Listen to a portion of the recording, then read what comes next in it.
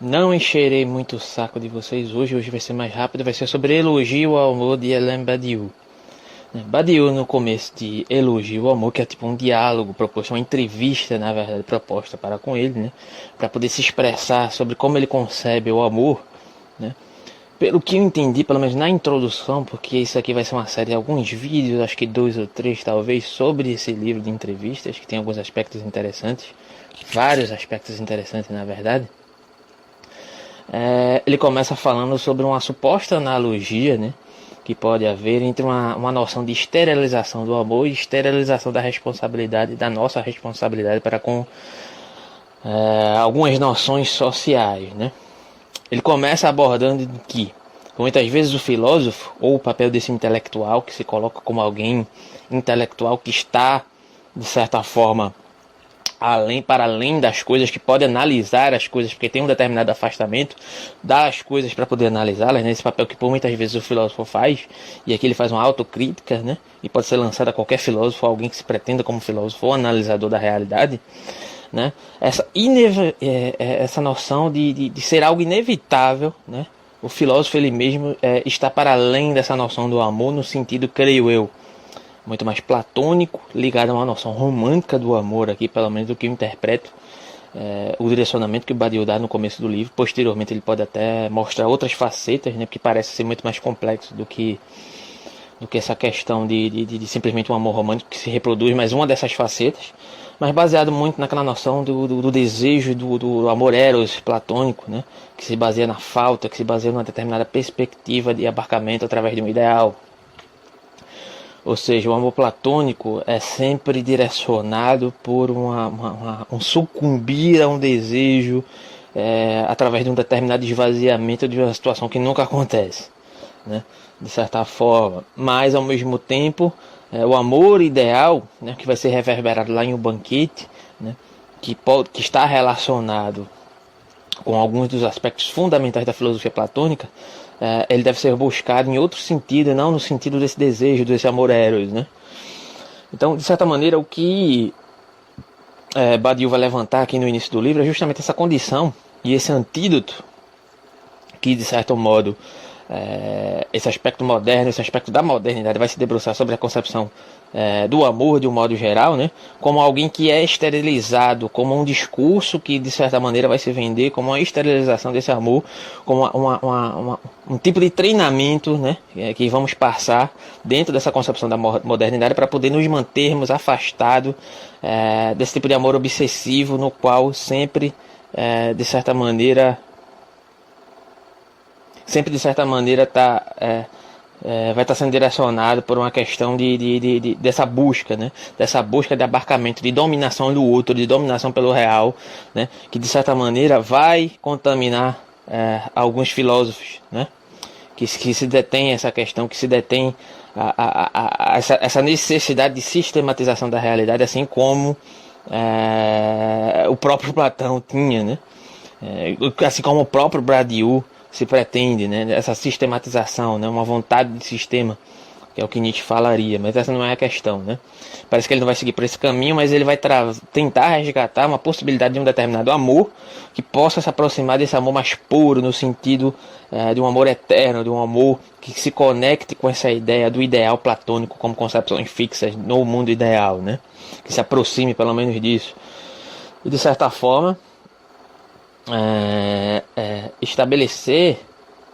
estabelecer essa representação, esse afastamento, essa suposta esterilidade do filósofo ou de alguém que analisa ou que se debruça sobre o amor, né? Aqui ele chega até a mencionar Zygmunt Bauman como sociólogo do amor líquido e etc, como possíveis influências. Aqui na entrevista, o entrevistador comenta em detrimento aqui do Alain Badiou, né, que seria uma possível análise que estaria próxima disso, né, desse esvaziamento das relações por uma necessidade ou uma dificuldade de lidar com os impulsos daquilo que poderíamos entender como alma humana, ou essa impossibilidade de lidar com esses afetos, né, essa impossibilidade de se descartar, de se colocar para além do amor, né, da concepção humana, né, ela traria esses dispositivos com o intuito de dominação, ou o intuito pelo menos de afastamento, no sentido de trazer um determinado conforto para com essas pessoas diante da realidade e diante dos seus próprios conflitos, né? Como o próprio vai dizer aqui posteriormente, né? Inicialmente na parte 1 do livro, que é o amor ameaçado, que se chama o amor ameaçado, que é onde eu vou me deter para poder concluir esse vídeo aqui e posteriormente fazer alguns outros comentários, né? Então ele faz um comparativo que poderia se dar, inclusive, sobre a própria realidade, sobre o distanciamento da responsabilidade das reverberações sociais que as pessoas que se colocam através de lideranças públicas, né, através do próprio governo, através das próprias entidades sociais e instituições que tendem a não se responsabilizar pelas causas sociais que abarcam a sua própria realidade social, parece que é o mesmo direcionamento que se dá através do amor, né, ou aquilo que se entende como amor, né.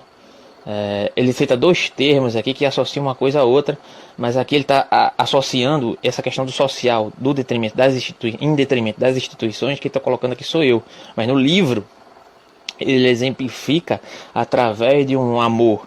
Ele usa dois termos, um amor com risco zero e uma guerra através do exército norte-americano, né, declarações de guerra constantes que o exército norte-americano detém contra vários outros países de menor estatura, com alguns determinados interesses, o discurso que esses americanos utilizavam, certo?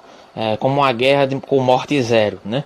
Ou seja, eu estou associando a uma concepção social que pode se dar a uma irresponsabilidade, a uma esterilização dessa responsabilidade das instituições de um modo geral a nível governamental, certo? Aqui no Brasil, a essa associação de uma suposta violência sem violência, um suposto ato violento sem violência. Isso se dá muito sobre as regras que se estabelecem sobre nós de uma maneira desfavorável, que violam direitos básicos e que se declaram como apaziguadoras. Seria tipo uma esterilização dessa relação e dessa relação de responsabilidade. No mesmo sentido, o Badiou vai colocar que de certa forma nós aprendemos a lidar com aquilo que nós não conseguimos lidar, no caso o amor ou nossos impulsos ou aquilo que nos afeta, através desse risco zero, através dessa possibilidade de um determinado afastamento que se dá sobre uma mudança de como você vai se relacionar com o outro, colocando a responsabilidade no outro, ou seja, a responsabilidade é do outro, que não se adaptou, de certa maneira, a esse modo mais moderno de se relacionar, né?